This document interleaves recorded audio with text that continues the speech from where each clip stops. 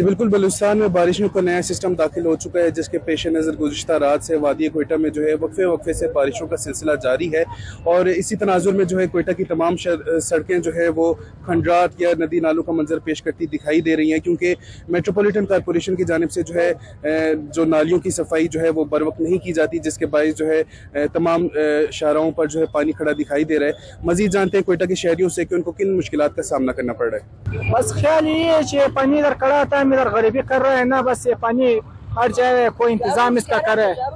इसका कोई इंतजाम हो जाए बस सही है।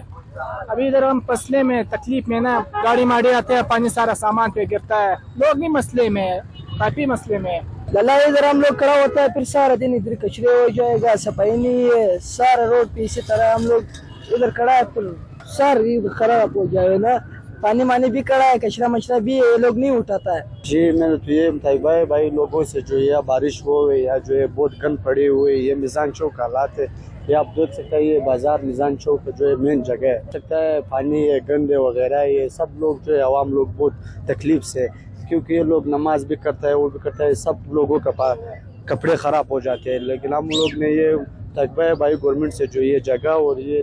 कचरे मशरे आप लोग उठाए। जी जैसा कि मुझे जाना, कोयटा के शहरियों का कहना है कि बाराने रहमत को जो है हुकूमत बलूचिस्तान की जानिब से बाराने जहमत बना दिया गया है, जिसके बायस जो है इनको गुजरने में और नमाज वगैरह पढ़ने में जो है शदीद मुश्किलात का सामना करना पड़ रहा है और इनके कपड़े गंदे हो जाते हैं। साथ ही साथ जो है कोयटा की तमाम शाहराहें जो है वो पैदल आमदोरफ्त के लिए बंद हो चुकी हैं। लिहाजा इनका हुकूमत वक्त से मुतालबा है कि वो मेट्रोपॉलिटन कॉरपोरेशन की कारकर्दगी का नोटिस लेते हुए जो है कोयटा की जो सफाई है उसकी हालत को बेहतर बनाए, ताकि अवाम जो है वो मुस्तफीद हो सके। रिपोर्टर मोहम्मद बिलाल, कैमरामैन यासी के साथ वश न्यूज़, कोयटा।